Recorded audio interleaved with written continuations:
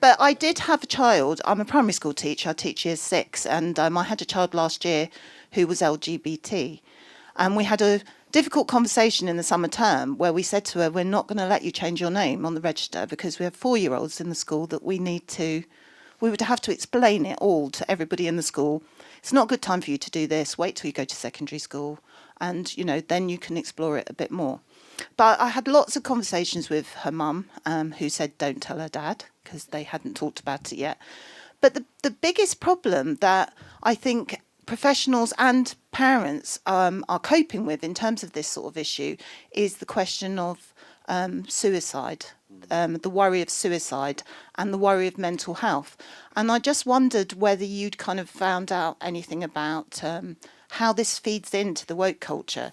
Because as a parent, if your child says, if you don't let me do this, I'm going to commit suicide, where do you go with that? And as a teacher, where do you go with that? Because the last thing you want to do is find that a child has committed suicide and you feel like it's your fault. And I think that mental health thing and the suicide thing is where these things become quite powerful. The first thing is, I think that down the road we will discover that there is some crossover of mental illness and what we put into part of the trans thing. And that I think we're going to discover that autism in particular, I'm not saying that's the same thing as mental illness, but there's a crossover of autism with trans claims in particular. What's the price of not affirming your child's identity? It's not having a child. Agree with me or your child will commit suicide. Wow. What a thing to just wave through. We have a big problem as a society if we're held hostage by people threatening their own lives at us. This is a really tricky one. I don't need to tell you that. But in most situations, if somebody says, do what I want or I may kill myself, we try to be understanding, but we're not infinitely so. Like, we're not completely blackmailed into anything they want us to be blackmailed into by that. This is a hellish area. I don't envy all the teachers and others who have to deal with it at the front line. In the whirlwind of the Battle of Ideas Festival at the Barbican Centre, London's ultimate hub of intellect, Douglas Murray pulls no punches as he exposes the massive reach of woke activism. Teaming up with Andrew Doyle, Murray dissects how this ideology has stormed into politics, academia, social media, and even the law. Brace yourself for a razor-sharp analysis of today's chaotic society. Watch him boldly confront hot-button issues like LGBTQ+, wokeism, and much more. Right, thank you very much for joining us. I'm Andrew Doyle, this is Douglas Murray, and together we are... No, that's not funny. We're here to talk about resisting wokeness.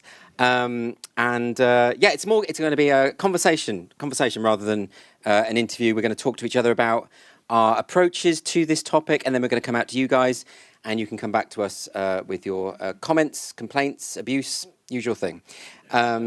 So the reason why I thought it would be good for us to chat is that we've approached this in a very different way. So I've written a satirical book, in the character of Titania McGrath to try and tackle and critique what we call wokeness. And Douglas, you've written a book as well, which is just out and available at all good bookshops.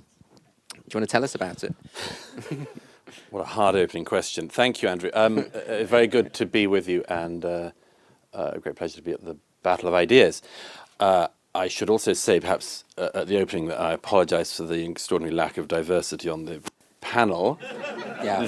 The heterosexual community isn't represented at all, so that needs working on. Although people have said I'm a fake gay. Oh yeah, oh that's one of my favourite allegations. Yeah. I actually know somebody who that allegation was made about, a young, very clever, slightly conservative figure who, when he was at university, at the National Union of Students, was denounced as a fake gay. They said that he was pretending to be gay in order to smuggle conservative politics in. And I said to him at the time, I said, there's some real commitment in there. Yeah. I think if you're willing to do that, that's fair going. Yeah, that's good. No, absolutely. Because it is a lot of effort. It is exhausting. I mean, particularly the way I do it. I'd heard. Yeah. Anyhow, but that proviso passed. Yes. you kindly ask, yes, I wrote a book that came out last month, which looks at many of the same issues that you've been looking at. My book's called The Madness of Crowds, Gender, Race and Identity. And, oh, very kind. Gosh. And in essence, what I wanted to do was to run straight at all of the landmines of our time. And that's because I think we cannot live in a society so stupid that we can't talk about anything that matters for fear of offense. And I think there are two particular consequences from that. One is that we start to do very bad things because we pretend we know more than we do. We pretend to be much more certain than we have any right to be. And the second thing is that we end up living in this society which pretends we don't know things everyone knew till yesterday. And that if you combine these two things, you cover most of the social issues that are becoming hard and ugly. That's why I do them chapter by chapter: gay, women, race, trans. I'm sure there are other painful issues I haven't danced over, but those are the four that it struck me in recent years had become most weaponized, most impossible to talk about, that we'd made ourselves incapable of thinking about out loud. So yes, I decided to run at all of them. And Douglas is absolutely right. He demolishes the false narratives. Look at riots erupting in the name of wokeness. Violent crime skyrockets in woke cities due to these extreme ideologies. This is real-life chaos, which proves Murray's point. As Douglas rightly pointed out, real-world impact isn't fiction. Are we blind?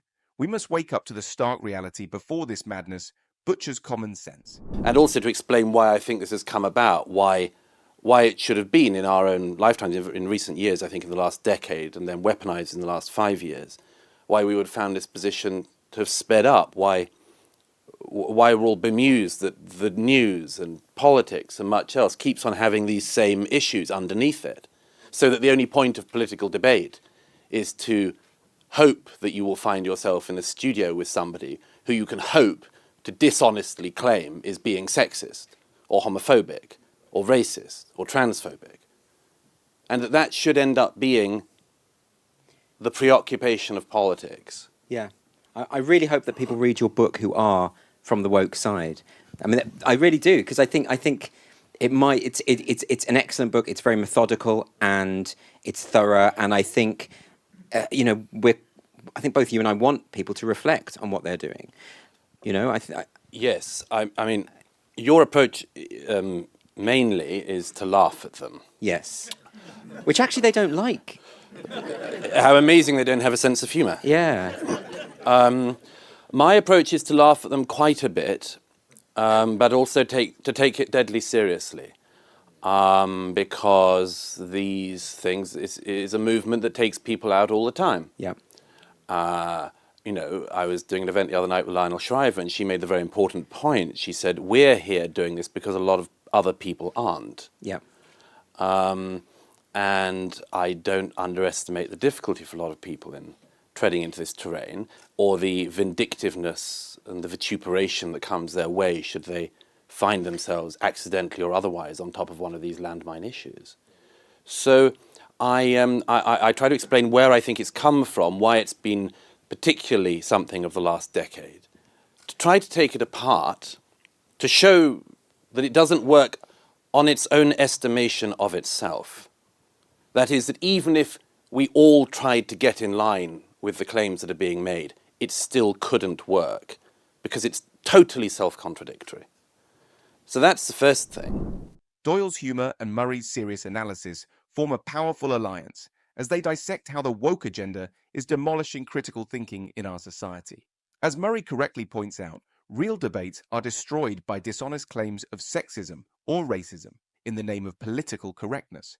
Consider the vicious attacks on J.K. Rowling for defending women's rights. Are we truly better off silencing? But the second thing from that is to say, for God's sake, don't let's spend any of our lives doing this. Yeah.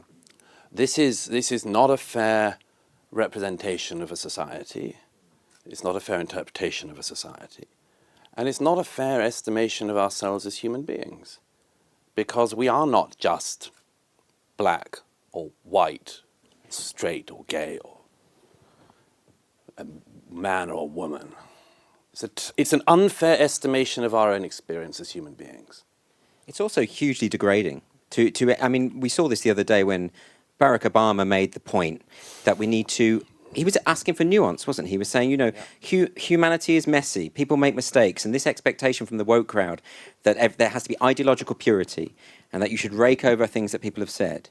And then in response to that, he's been labelled as anti-woke and a boomer. A boomer, that's right. He's old. He's old. He made the fundamental mistake of aging. Yeah. And none of his critics will ever find themselves in this unfortunate position, I know.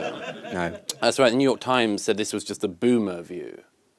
It just goes to show there's absolutely nothing. You can be the first black president. Yeah, it doesn't matter. Doesn't matter. You got old. Yeah, but also... Deal with it. He's also, let's not forget, he's half white, and that's the problematic part. Right. That's where it comes from. On occasion, this is the way to do him down as well. I did wonder whether that would happen, where people would start calling him half white. And, I mean, it's... Dissent. Douglas is spot on. Society cannot be reduced to simplistic, divisive labels. It is absurd to demand ideological purity. As Obama, who faces violent backlash for seeking nuance, indicated humanity is inherently complex and flawed. Are we truly progressing by dismissing critical voices as outdated? How can we grow if we're incessantly judged by past mistakes? Isn't it demeaning to undermine someone's entire legacy over minor faults? But it's a really depressing... I wonder where this has come from, and I think... I sort of blame academia a little bit. This thing that you were talking... Why a little bit? Well... So, I mean, if you go back to the sort of the Foucauldian stuff that was really popular back in the 80s and 90s, and there was a book by someone called Kate Millett called Sexual Politics, which was effectively just trawling through all the classics and sort of saying, this is sexist, that's homophobic, etc., problematizing literature. And that now seems to be a mainstream tactic. It's what you describe when people come into interviews and all they're trying to do is work out where you're being sexist and this is... And when you do that to literature and art, that is I think it's a form of cultural vandalism. If all you can do is look for whether something is sending the right popular message, then what good are you? Again, I mean, it's a form of incredibly proactive laziness, isn't it? Because if all of these texts from the past are not worth reading because they've made an error or the author is of the wrong type, then you don't need to contend with them. Yeah. You don't actually need to read. I realized this in a sort of astounding revelation I had recently when a young student said to me that he thought that Immanuel Kant had used the N-word. And I said, I don't think he did. At least it doesn't seem likely to me. Now, it's possible, I've got to look into this, it's possible that he... But if he had, what would that mean? That we should therefore disregard the categorical imperative? What I realised what I realised was, of course, that it meant that this young man had no need to read Immanuel Kant, right. Which is really useful because he's difficult. We go, Do you know, I saw that, so you know this Dana Schwartz, a novelist based in America, she tweeted the other day, she published an article saying why we need to destroy the Western canon. Yeah, she was saying, by her book. But by her book. It was tagged to her book. And she was saying, we need to get, because it's all white and male and therefore racist and patriarchal. And it does strike me as this kind of crabs in a bucket idea. It's people who aren't very good. She's not a good writer, but she can now say, but don't read Hemingway. Right. She doesn't have to compete with that. Yes. So she can bring everyone down to her level. Douglas Murray's assessment is acute. The academic trend of dissecting literature for problematic content is nothing short of intellectual slaughter. It's a cowardly escape from engaging with challenging ideas. Can't read Kant? Just label him racist. This lazy approach is decimating cultural richness. Murray brilliantly exposes this dangerous trend, which threatens to obliterate our intellectual heritage.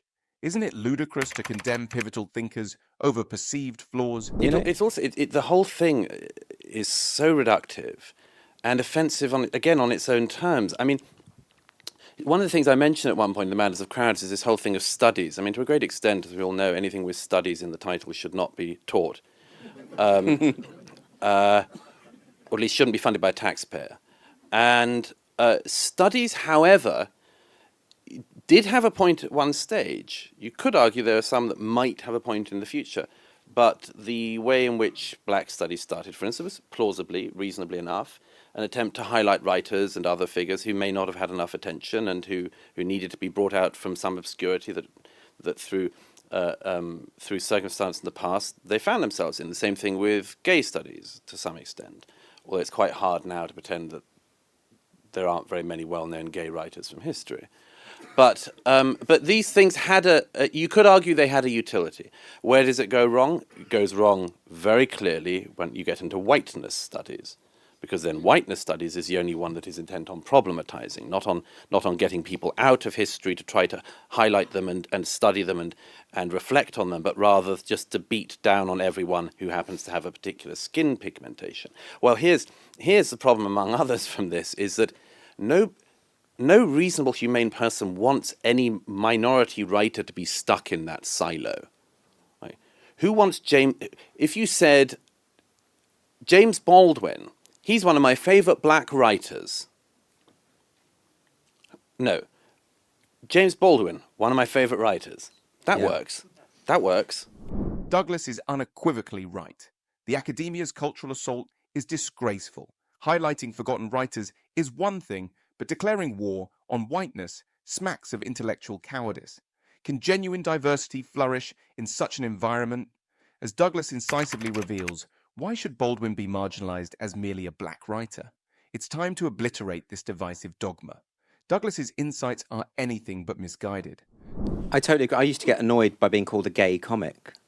I thought, That is quite annoying. It is. Yeah, it is quite annoying. But it's you don't do the job.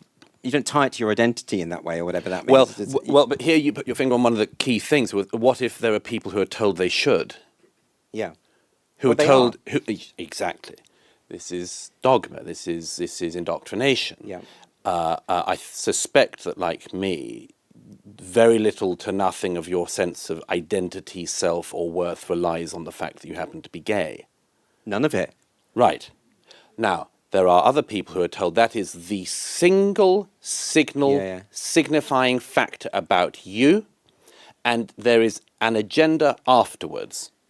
So this is what I describe as the gay-queer divide, the gay just happens to be attracted to their own sex, whereas queer is, being attracted to your own sex is just the beginning of attacking the patriarchy and capitalism and bringing down, you're like, what, I didn't get that memo. No. But the same argument is made in each of these other ones. Being a woman is not just about being a woman. It is about a follow-on set of political demands. Yeah. This is the politicization of everything. But there are people for whom this is, whether we like it or not, this is a foundational issue about their identity. And that's why this ends up getting fought, among other reasons, in such a bitter manner. Because if you are attacking something, or seem to be attacking something, which is at the root of somebody's sense of their self, then of course they react like a maniac.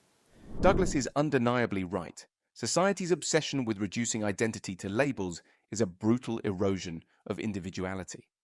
How can we tolerate this intellectual laziness? As Douglas rightly highlights, being gay or a woman is hijacked to push political agendas. Isn't this a glaring attack on personal identity? The truth is clear. This ideological warfare is dismantling our values. Yeah. But I'm not suggesting that those things aren't important to your life, being gay or being a woman or whatever. But to tie it to your whole worldview, that you see everything through that prism, it feels to me the opposite of what we used to believe. Like we used to go on about we're born this way. This isn't. Now it's something about choice. It's about you choose your identity. This is something that you should be able to do. I think there's some damage in that. I see being gay as being left-handed. Being 5'10" or whatever, it's a kind of vital statistic. It's something that's neither here nor there. Well, one of the reasons, as you know, that I argue that this is a particularly dementing era is because the contradictions, we don't focus on them, we don't analyze them enough, but they're just there and we sense them. And one of the contradictions from this is precisely this thing of, can you choose things or not? And we tell ourselves two things simultaneously. So those of you who've read The Madness of Crowds will know this, but I'll do it very quickly. But all rights claims in recent decades have tried to embed themselves and argue for themselves by arguing that they are hardware issues. That is, they're a fundamental thing you can do nothing about, they're the nature of the program. And then there are other issues which are software issues. And by and large, in our societies, in a country like Britain, a country like America, to some extent, if you want to get sympathy or support, you argue that you're hardware. That for instance, when a religious cleric says lifestyle choice, the gays say no, born this way. And trans is doing born this way at the moment. And the problem is that it's understandable, it's debatable, as I show, but it's impossible to do that simultaneously with the demand that being a woman is a choice. That one of the most distinctive hardware things of our species, sex, chromosomes, is simply a performative issue. Because that means that the only people actually born hardware in the right body are trans people. Yeah. But that's why I think it's funny. Ultimately, it's funny if you have a movement that is telling you that gender is a complete social construct, but then at the same time telling you, but trans people are born in the wrong body. Right. So you can't be a social constructionist and a biological essentialist at the same time. Right. And to try and do both those things simultaneously makes me laugh. I think that's a. I mean, Yes. it is a movement that is so full of contradictions, but actually revels in those contradictions, I think. Well, it doesn't see the contradictions as a problem. Douglas's razor-sharp analysis eviscerates the contradictions in identity politics. How can we accept the claim that gender is both a social construct and biologically determined? This intellectual dishonesty is ravaging societal coherence. As Douglas astutely points out, demanding rights based on immutable characteristics while simultaneously arguing for fluidity is logically bankrupt. Isn't it time we slaughtered these sacred cows of woke ideology? I mean, I think this is a little bit of a glimpse of the Marxist substructure of some of this, which is that the contradictions are to sort of be embraced in a way. Of course, there are contradictions. We will have to embrace them, get over them. Well, the Enlightenment was just the product of white men. Yes, and I give examples of people saying not just that, but for instance, the idea of truth is a white construct. Yeah. And that is terrifying. That is just terrifying. And, you know, that's why in the race chapter in this book, it's a warning. But it's a warning to say, if you want to play this hardware-software game, you want to wait till you get onto race with that, and you are in a whole world of nightmares. It is deadly serious. It is deadly serious. And I think, I don't want people to think I'm being flippant by mocking it, but actually in a way, I think to mock it is essential because it's not, you'll never convert the zealots. You'll never really convert the extreme identitarians. But what you can do is sow the seeds of doubt on those who are wavering or, you know, we're all ingesting this media day by day. Most of us are like, can this be right? Can this be real? And if we're making those things figures of fun, then hopefully more people will have the courage to say, you know. Yes, and also, of course, if you can laugh at it, the great thing about humour, what you do and what you do particularly as Titania, is the laughter of recognition. Is people can be very easily bullied into new orthodoxies and dogmas that they know that there must be something up with them. Yeah. But if you make them laugh about it, then that's the safest way to start. There's just one thing I'd add about that, which is the deadly seriousness of this in people's lives. I mean, I am, I think, like you, in a fortunate position. For once, I'm happy to play the privilege game. If like me, you're a writer, you are responsible to your readers to some extent, and to your editors to some extent. Most people are in a much more difficult position in their lives. Anyone who works in the public sector, anyone who works in government, anyone who works increasingly in large swathes of the private sector knows that this stuff is coming for them and that they are being asked to believe things which they are finding it incredibly hard to believe. But unless there are people laughing at this, pointing out the absurdities and so on, there will just be this endless agreement and agreeing with things that are not true. And the reason I mind this is because I know, and we know from the, I'm not saying this is a totalitarian system yet, but we know from the histories of totalitarianism that totalitarianism demands that people believe things and agree to things they know not to be true. Why? To demoralize them. To demoralize them. And I have no doubt that if as a society people are bullied into agreeing to things they do not and cannot believe and are told to say things that are patently absurd, it's what happens after that that I mind. Murray obliterates the absurd notion that truth is a white construct. Isn't this blatant racism? His warning about the perils of identity politics is spot on. The laughter of recognition he advocates is crucial in combating this madness. Bullying people into accepting falsehoods is a hallmark of totalitarianism. Murray's insight is razor sharp. This demoralization is dangerous. How can we resist this insidious trend? So what do we call this? Because I think it's really important to draw a distinction between the political correctness movement of the 80s and 90s, which was a sort of messy attempt to reach a kind of socially agreed discourse on the way that we're going to talk to each other in public and in the workplace and in education and all the rest of it. And broadly speaking, that had some very good outcomes. What you've just described is veers into a kind of authoritarianism. It's a different thing. And I think a lot of the reasons why people attack those of us who critique woke culture is they say, well, you're one of these PC gone mad brigade people, you know, you're making a big fuss about nothing. And they conflate the two movements. I actually think they're quite distinct, and I don't know what to call this now. I don't call it political correctness, personally. I don't. No. I say woke movement or woke culture, but now, of course, the strategy is to claim that is just a right-wing slur against social justice. How about seeing the whole thing as a form of overcorrection? I'm trying to be as benign as possible in my reading here, but let's say, because this is all very complex, we know this. Has there been racism in the past? Yes, of course. Has there been homophobia in the past? Yes, of course. Have women been equal to men in the past? No, of course they haven't. Now, there's a tendency, it seems to me, that if you want to correct an injustice, including particularly historical injustice, you might want to go past equal for a time. You might wish to go to, for instance, better. Or you might not be satisfied with absolutely the same, but say, let's make up for some lost time. Let's make them squeal a bit. It's a very understandable human emotion, the retributive emotion. I think that's almost certainly one of the things that's going on at the moment. It was always there. It was always there. Can we settle for equal, or do we have to go to better? Well, I liked your metaphor in the book when you talk about the train at the station, that the train's coming to a station and slowing down, and then just at the last second, the driver throws all the coal in and it goes speeding off way past its destination. Because it felt like that.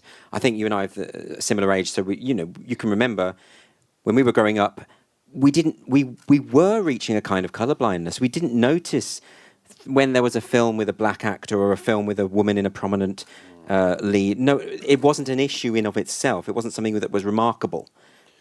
And I feel like the momentum was in the. That's not to say there wasn't racism and sexism and all the rest of it. Yes, I mean, there's a critique. There's the obvious critique of that is we wouldn't have noticed it as much. But my female friends didn't notice it either. And that's the thing. I mean, it wasn't a big thing that Sigourney Weaver is a major female action hero lead. It wasn't remarked upon. What was remarked upon is how great her performance was. Murray's analysis is razor sharp. The overcorrection he describes is ravaging our society. Haven't we seen how this retributive mindset destroys unity? Murray nails it. We've gone from seeking equality to demanding superiority. This toxic ideology is obliterating progress. Remember the colorblind era? Now we're regressing. Why can't we celebrate merit instead of obsessing over identity? Murray's wisdom is our lifeline in this chaos.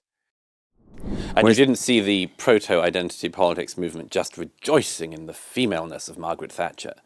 Well, at least she's a woman. No, but she was a masculine. That's what they would say, isn't it? That was their thing. That she was enacting maleness. Did you hear this recently about the?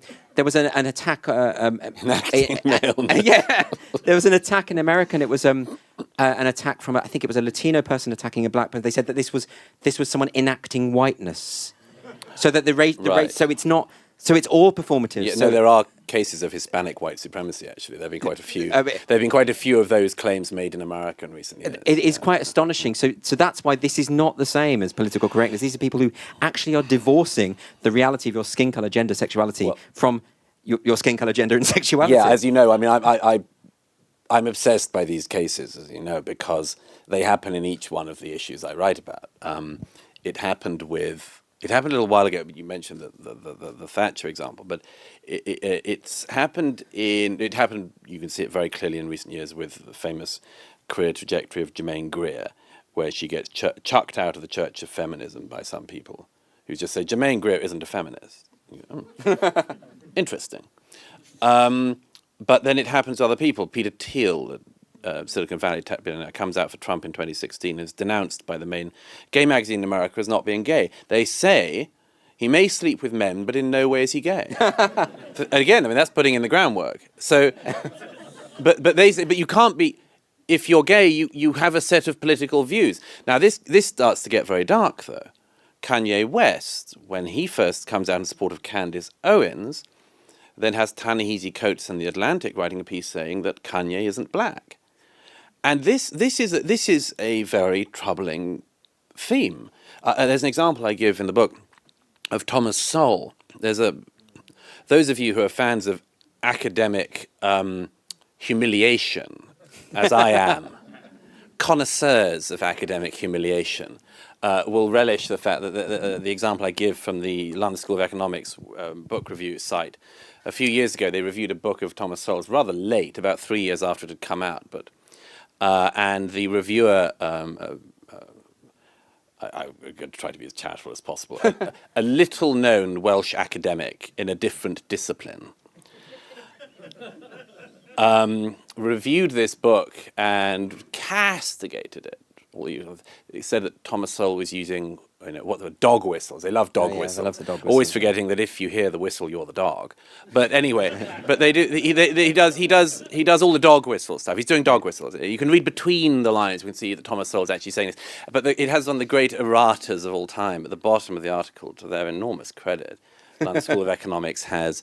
There's a deletion here, but an earlier version of this article included the words "easy for a rich white man to say."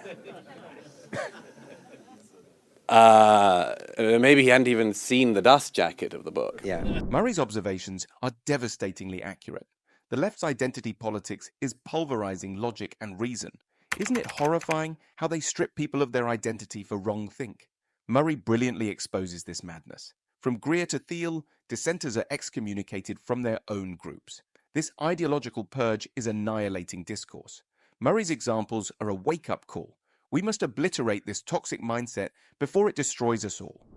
But this is fascinating because, again, we get to this absolutely crucial bit. This is an attempt, and this is why I just say, like you, whoa, Yeah. don't do this. This is an attempt to claim that everything in our lives is dictated by characteristics we have no say over.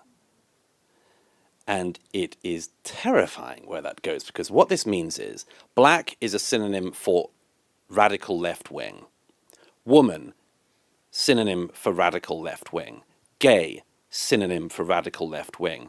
Trans, we'll get back to you, but for the time being, synonym for radical left wing. Does nobody see a problem with this, a backlash down the road to this, among much else? It's so about the elimination of the individual and sort of like the idea that we should be assumed to believe certain things on the basis of something we cannot control. I find it really, really scary. And I also find it quite paternalistic. I find it quite patronizing. When you hear people complain about certain types of jokes because they might offend gay people, for instance, well, maybe I can handle myself. And I don't need someone sort of controlling that. And also, as we know, just because something's offensive doesn't mean it isn't possibly true. In fact, quite often things that are offensive because you sense a whiff of truth in it and you'd rather skip over it. Yes. And that's fine if it's just to do with politeness. But the problem is, of course, is that there are elements in this which you get some way past politeness. That's the reason I did trans last. And try to, and this is why I hope that people who generally disagree with what I'm saying do at least take on board what I'm arguing in that chapter in particular, which is that one of my editors says, it's a very good, useful rule of thumb, says every era in human history has done things which we look back on and are insane. Why did they do that? Sometimes it's social issues. Why did the Victorians put children up chimneys? Exactly. Why didn't they know it might be bad for the child? Sometimes it's much bigger world historical things. Why did they fall into war in 1914? Didn't they know it was going to be the Great War of 1914 to 1918?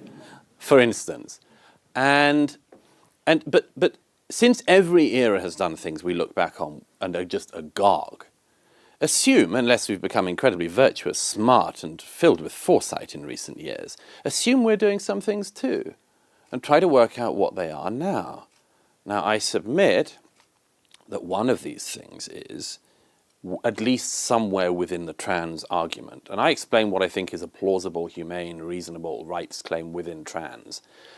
But I also say, don't think it's obvious that that goes on to experimenting on children, and assume that successive generations after us will not look back and think, wow, wow. I mean, just look at that bit of footage the other day from the LGBT. Murray's sharp analysis obliterates the ludicrous notion that immutable characteristics dictate ideology. This toxic mentality pigeonholes individuals, stripping away personal autonomy. Isn't this a form of intellectual enslavement? As Murray astutely observes, history is littered with societal blunders. Could our era's folly be the reckless experimentation on children in the name of transgender ideology? This chilling possibility demands urgent scrutiny. Town hall of the Democrats, when a mother is standing there beside a child, and the child introduces themselves to Elizabeth Warren and says, I'm a 9-year-old trans child. And Elizabeth Warren and everyone else in the room just whoops. Whoops. I think we can stick to being polite where and when we can, but this is where an unwillingness to actually interrogate complex, difficult, tricky terrain leads you. It leads you to the situation of everyone cheering at an idea we didn't have a few years ago and needs to be interrogated properly. Murray's argument is a sledgehammer, pulverizing the insanity of celebrating child transitioning. This dangerous ideology has exploded overnight, unchallenged. Are we blindly applauding the exploitation of children's confusion? Statistics show a whopping 4,000% increase in youth gender clinics since 2007. This isn't progress, it's a social experiment with devastating consequences. I wonder whether, I think where I might part company slightly is I think, as opposed to looking back on this and seeing where, I think we know this is wrong, generally as a society. I think we know it at the moment.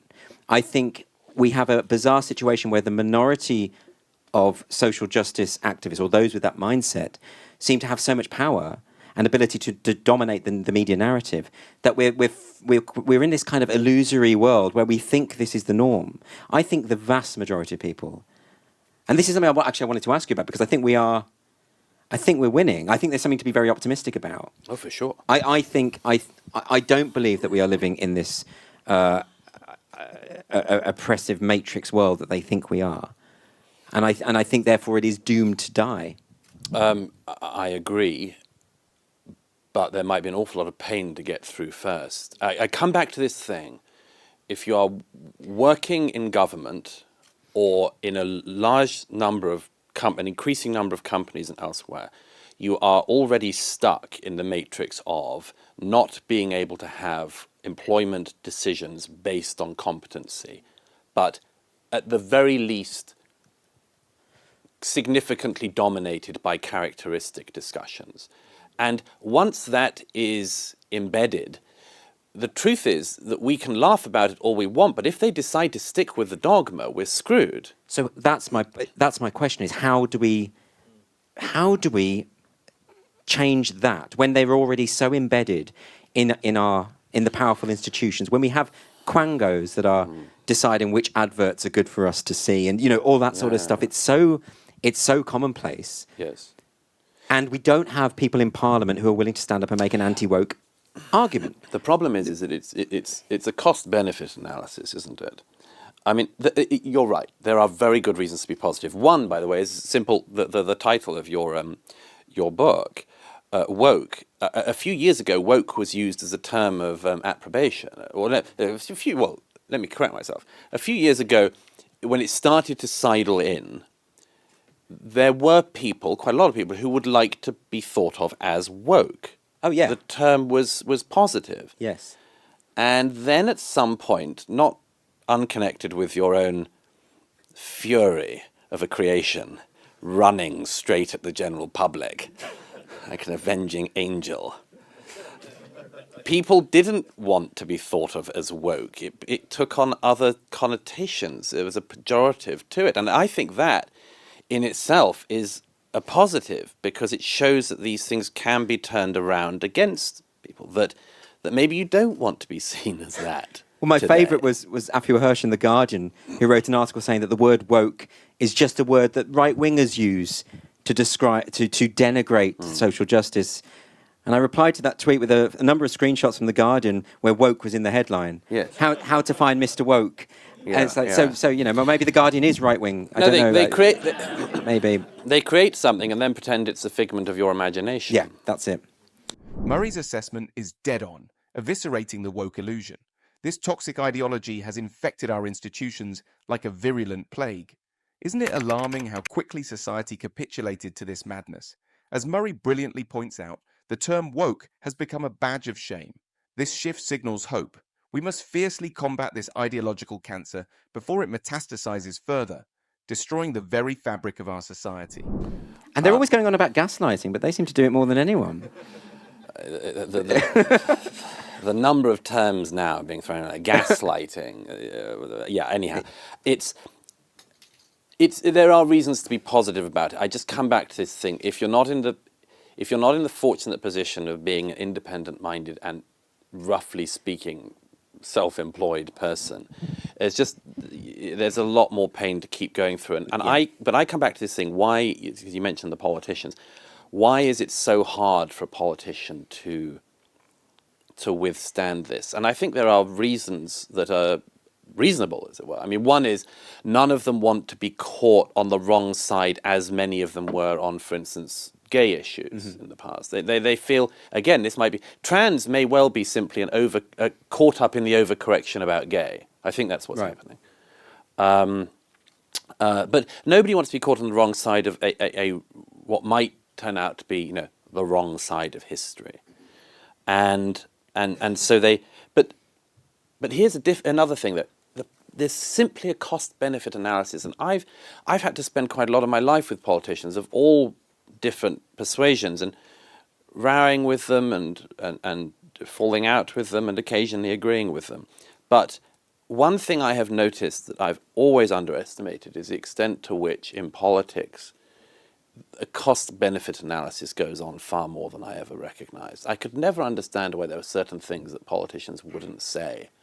And it always comes down to the fact that there's very little to gain for it, and a disproportionate amount to potentially lose. So that they simply weigh it up.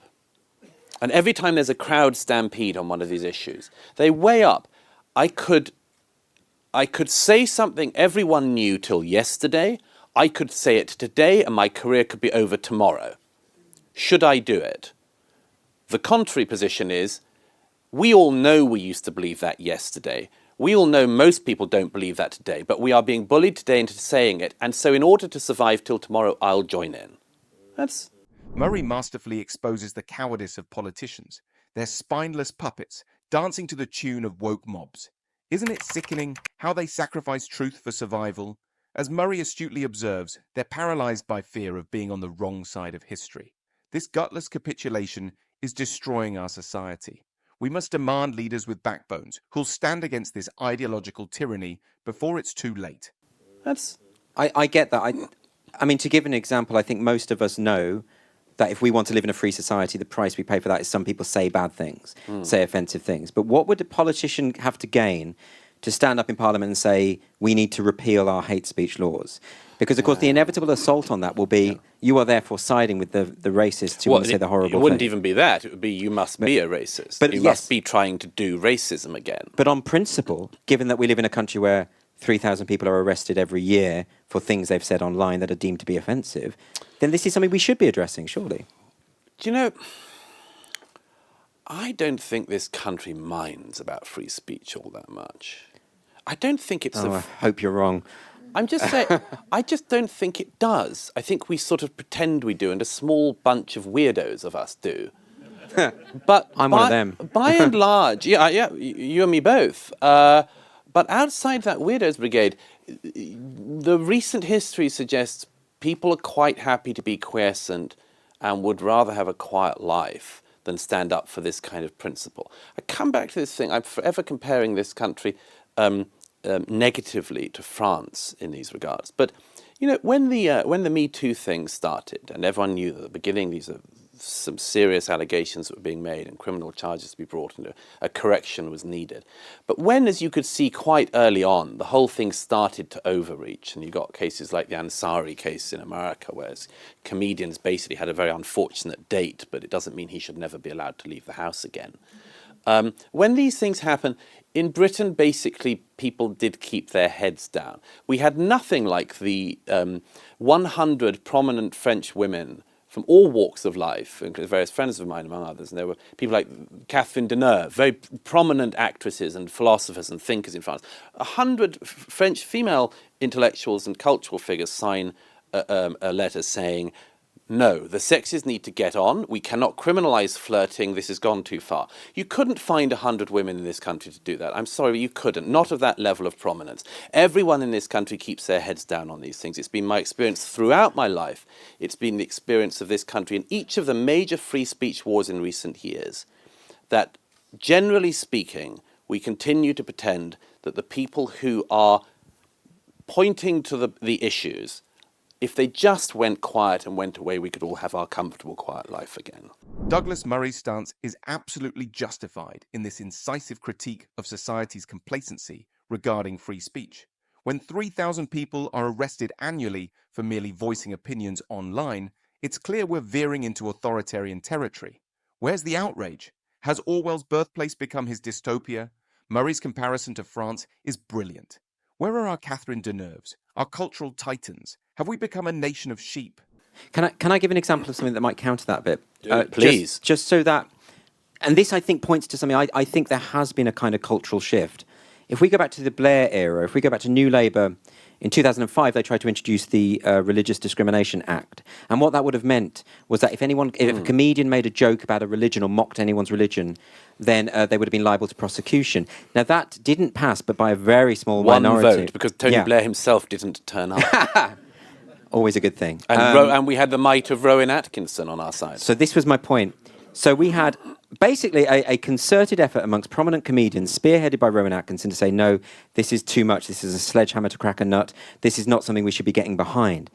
Fast forward to our time, and you have the Count Dankula case, the Nazi pug case, where someone makes an obvious joke in a video and he's prosecuted, and that goes to court, 2-year trial, found guilty. Comedians, totally silent. Now, what I'm saying is, I think something has changed in that intervening time period. Well, this is why the target selection on this is so damn clever. The problem is that most people don't have time in the day to work out if the Glaswegian YouTube shitposter is a Nazi or not. Right. My presumption in most cases is not to assume everyone is a Nazi until they prove otherwise, but we do live in a culture which takes the contrary point of view on that. Assume Nazism on everyone's behalf until they prove absolute ideological cleanliness. And we don't know quite how you do it, but how does the Count Dankula guy get out of it? He appears to be trying to bring back Nazism through the means of his girlfriend's dog, which is weird. Well, particularly since the Gestapo arrested a man during the war for teaching their dog to do a Nazi salute. So, but even the Gestapo let that go. But the Scottish judiciary, they took it all the way. You know, they took it all the way.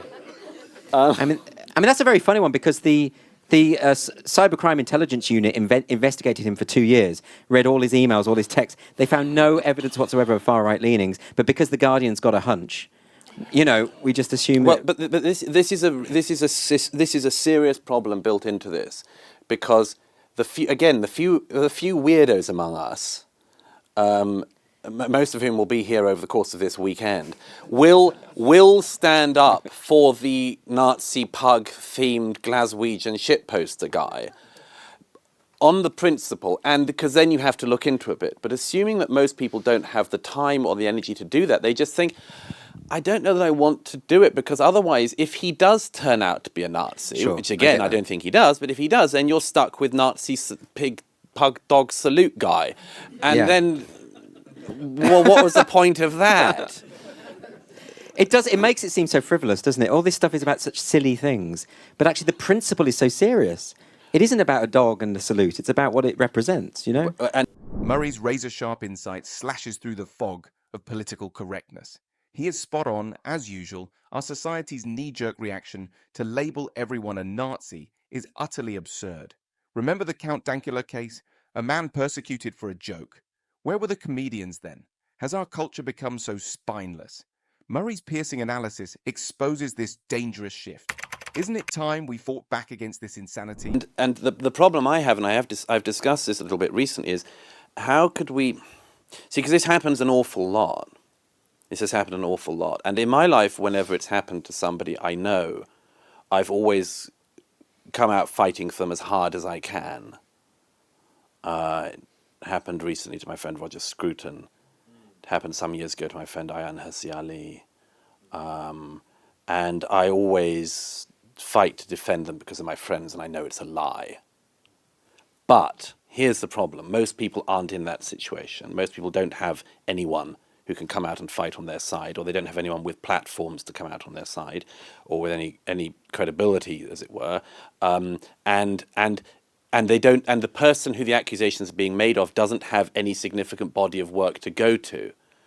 So you just don't know. I mean, there was a case with the Asda supermarket worker recently who was fired for liking this Billy Connolly video, and of course that also demonstrates the retreat. I mean, Billy Connolly makes one joke about Islam 15 years ago or 10 years ago or something, and it's so unusual that it occasionally goes around the internet again as people, just are quite pleased that there's a guy laughing at suicide bombers because nobody else has the guts to do that, which is pretty damn amazing just to start with.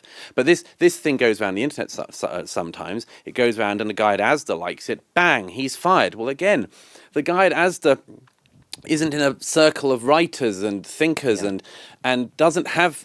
And then you're like, do I have time to dig through the Asda supermarket workers' back Facebook stuff? Yeah. This is why I think we're quite privileged in a way that we do say what we want and we can. But I always think about this. If I was still working as a teacher, I wouldn't make jokes. I wouldn't tweet the way that I tweet. Well, here's one way you could start to address this. Everybody, everywhere, stand up for your mates. Yeah, when you know totally they're agree. being lied about. Yeah. Always do that. Yeah. And if more people around each of these cases that could happen with, maybe we get somewhere. Murray obliterates the cowardice of silent bystanders. Isn't it sickening how lies devour reputations? He annihilates the notion that only the famous deserve defense. The Asda workers' crucifixion over a Billy Connolly joke is a blood-curdling wake-up call. Murray's battle cry to stand up for your mates should shatter our complacency. Our silence only empowers the oppressors. Will we continue to let truth be butchered on the altar of political correctness? I think that's a really good time. Should we take it out to the audience? Let's Why do not? it. Loads of hands. Okay. Who do you like the look of most? No. You do it because. Oh, okay. Okay, we'll go here. Would you mind standing up when you ask the question so that we can get your... Yeah, for sure. image? What was it about me you like the look of? That was a very Yeah, no. very suggestive opening. Let's we'll talk afterwards. Anyway. Yeah, no. Douglas, so I loved both your books. I've got to be honest, I'm 20 pages away from completing Madness of Crowds, but I think I get the gist. I am going to finish it. No, there's a big twist at the end. Yeah, big twist. He was dead all along. I'm a lady. Oh my God. Yeah, no.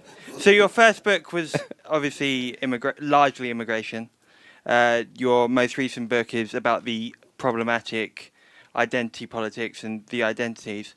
And so it seems you're, with the most recent books, hitting the sort of difficult conversations. So I wonder, what is it, are you going to continue that theme? And if so, is it going to be like climate change, or what is the next difficult thing to be tackled?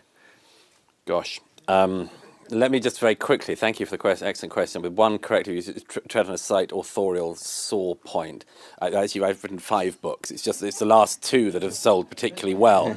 And I regret that my book on Northern Ireland didn't fall off the shelves. It did fall off the shelves. It didn't fly. But no, my last two, you're right. Well, if you are interested in taboos and dogmas, and if you are, for whatever reason, wired not to mind treading on them, this is a great time to be alive. It's a really great time to be alive. And I just think that dogmas and orthodoxies tell you so much about the time you're living in. It's like archaeology, like living archaeology. You see everything of what's actually going on in our society by looking at the things that you're not meant to talk about.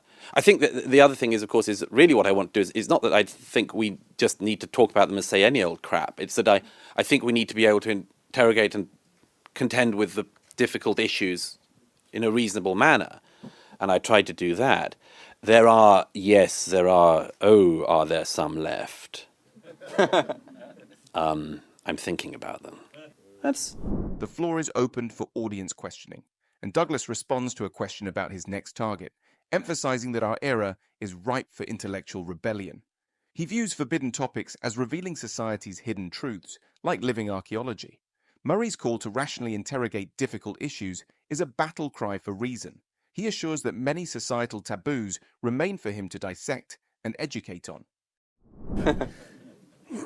Just the lady at the back there, there we go, on the far right. Not the far right, you know. It's most of the audience, probably. I'm a woman, I can't be on the far right. Oh, yeah, that's right.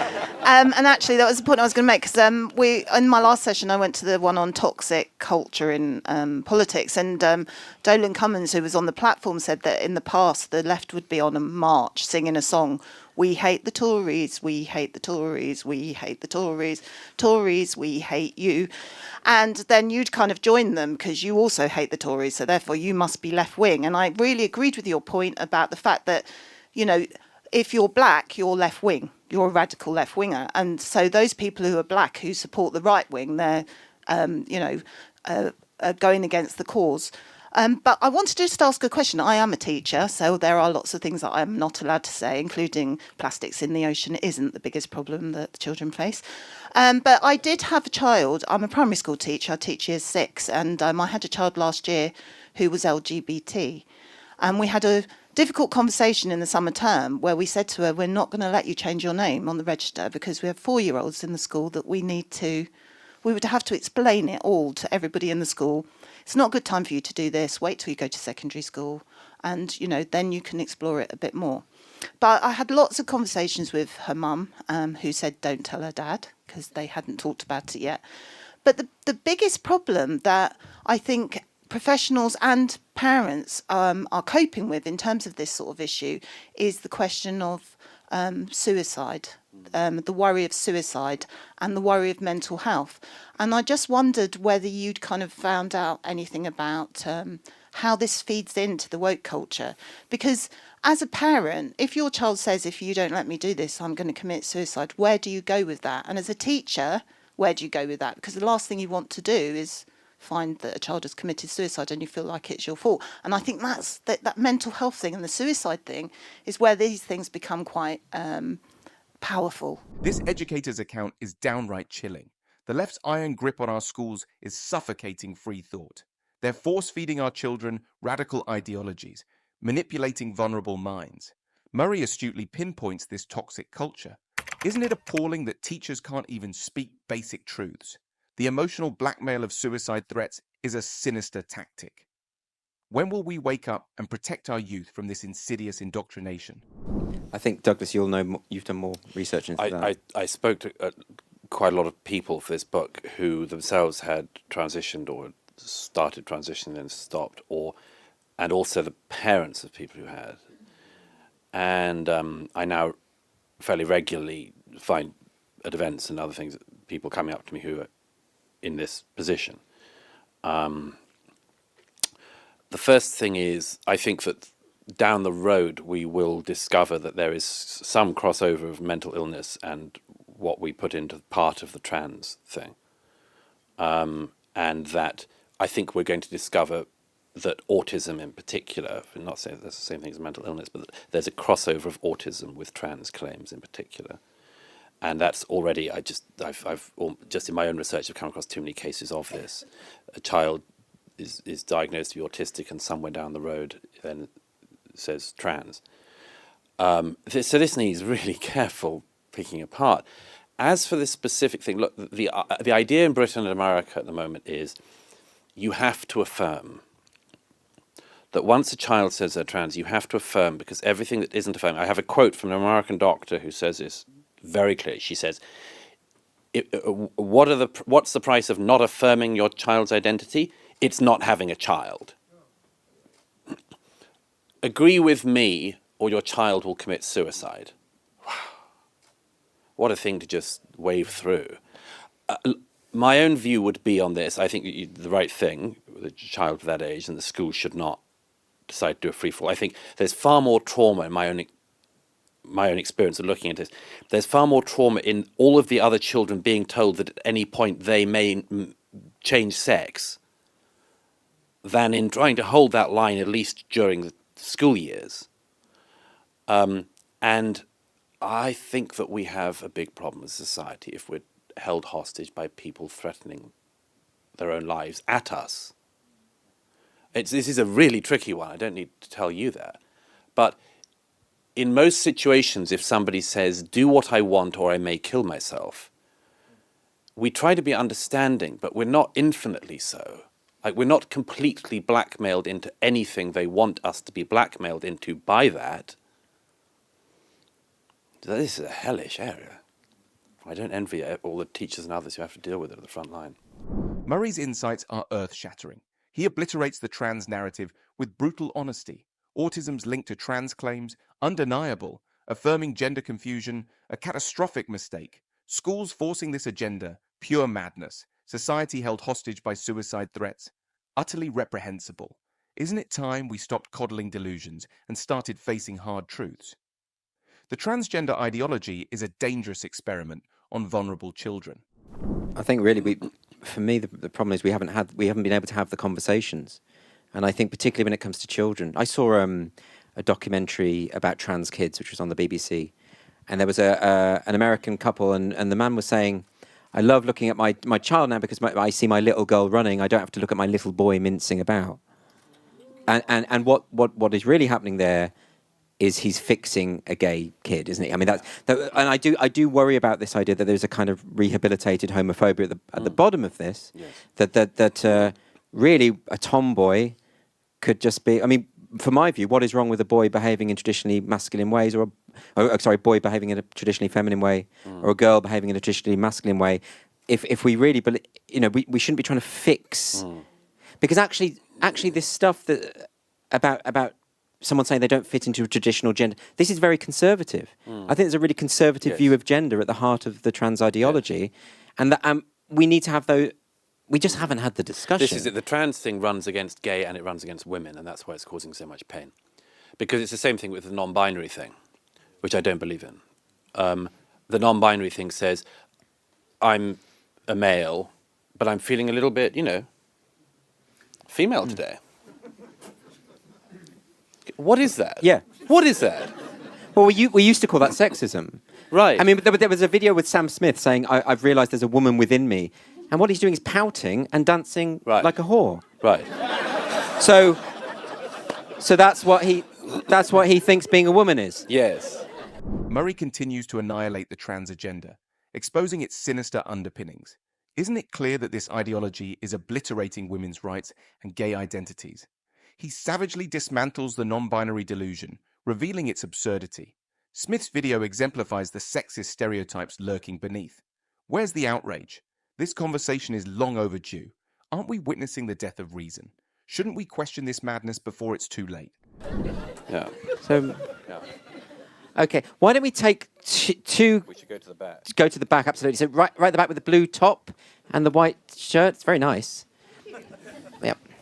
Well, is this working? Yeah. I started working on or looking at the trans issue back in 2015 because I was invited to do something on gender-neutral parenting here, and I discovered all this stuff.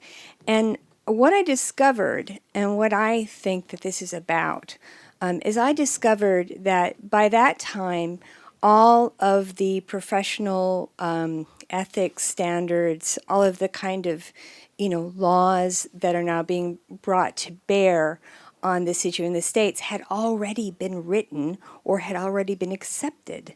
And it was, I think that ultimately this is about the replacement of social norms with bureaucratically imposed social norms. And I think that what happened in the States is that after the successful campaign for gay marriage, you had this vast infrastructure of campaigners who wanted something else to do. Yeah. And so, literally by 2015, the ethical recommendations of the American Association of Psychologists said that if you cannot affirm your patient's gender identity, you should not be treating that patient. It's just incredible. Yep. Any thoughts on that? I agree. Let's take. We'll wrap it in with one or two others. I saw the. Is that gentleman there with the green lanyard? Thanks very much. Just on the question of identity politics generally, I mean, there is a real ethical question about whether, some will say mocking these tendencies is in danger of ignoring real injustices. And it's possible that it is, but that doesn't mean you shouldn't mock it. But on the specific question of identity politics, there's something I've noticed in the rhetoric of this, which is that certain attacks, be they said to be transphobic, homophobic, or whatever, are attacks on who I am. And it is this word who that's doing the work. It's been smuggled into public discourse for quite a long time now. You're attacking who I am. Now, in a way, you can say, okay, it's just another way of saying you're attacking something that's true of me, you're attacking what I am. But actually, the undertow of the undercurrent of this is that you're posing a kind of existential threat to me. Yes. And you're actually annihilating me. So you find some people, a minority of activists, but some, you're denying my right to exist, as if you're actually being accused of plotting murder, conspiracy to murder. It's not literally meant, but that's the thought. And that, I think, whatever we can say, whatever reservations we might have about some of the things, about some of the complexities of this issue, there is something in the rhetoric that I find quite worrying. Shall we take one more question and then at the back there, just to the... Yeah, a fantastic discussion, by the way. Frank Ferrudi, I was reading Frank Ferrudi today, and he says that over 70% of undergraduate students are reporting that they have stress or anxiety. So it follows on from my friend over here about education. So I just wonder whether this relates to this thing about this whole notion of being woke relates to anxiety and stress in young adults. The people from the audience are right. The trans agenda's insidious invasion is destroying society. Bureaucrats are eradicating traditional norms, while identity politics weaponizes victimhood. Isn't it terrifying that disagreement is now equated with murder? Meanwhile, 70% of students report anxiety. This woke madness is crippling our youth. How long before we're all crushed under the weight of this toxic ideology? Well, why don't we just pick on whatever points and just wrap up what we think? I think you're absolutely right about, you hear that language of erasing people's existences, and I think this comes down to this conflation of words and violence, which is something that we really desperately need to resist, because they are not the same thing. Because what that really is a strategy to say that we shouldn't have this discussion, because what you're doing is inflicting violence upon me, and I think it's really dangerous. But in terms of the younger people and their anxieties, I think young people have always been anxious and have always had these problems, and I think one of the reasons why I am so optimistic is because I have been talking at universities and going to and speaking to students, and I think most students are sick of this, and you hear this all the time about the snowflake generation and the Generation Z, and they're all so feeble, and they're not. Some of them are. There's a small minority. There is a problem with resilience in that generation. I don't deny that, but that's our generation's fault. But loads of students that you talk to are actually they want to move beyond this. They're sick of it. They're just afraid, and they end up capitulating with the loudest and most aggressive voices among them. So I think don't write off the young generation. That's what I'd say. Don't at all. I think they're more on board than you realise. Doyle obliterates the snowflake myth. He exposes the sinister conflation of words with violence, a tactic to silence dissent. Isn't it refreshing to hear that most students are fed up with this nonsense? The vocal minority's tyranny is crumbling. Our youth aren't weak. They're muzzled by fear, but they're not to be underestimated. How long before this silent majority finally roars? I second that. Just add one thing to it, which is in Matters of Crowds, I do these sort of interlude chapters, and one of them, which I wish I could get people to focus on more, is about the issue of forgiveness. And I'm sympathetic to the so-called snowflake generation, because I think that they are in a situation unparalleled in human history. That the connectivity, which we all know the virtues of, has terrible, terrible downsides. And if I could sum that up in one way, it's Hannah Arendt says in the 50s in a lecture she gave that action in the world was always terrifying because we never knew how to undo an action. That everything is impossible to undo, every word. We never did know as a species how to do that, other than one mechanism we had to deal with that, which was forgiveness. Now, the generation growing up now lives in a world where acting in the world has never been more perilous. You might tweet something, post something, a photograph, a comment, be friends with somebody. Bang, you're over. How do you come back? Nobody cares. Nobody spends any time focusing on it. Nothing in the culture. None of the adults. Everyone's too keen taking out their enemies. Everyone's too happy to get some short-term gain from it. Nothing in the society focuses on how we get out of it. So when a young person looks at this and becomes terrified of acting, I'm not surprised. I would be. So the job of adults, as it were, in that situation is to try to find a way not just to strengthen young people and help them get through this life that was never exactly easy. There was no generation that came through life and said, well, that was a doddle.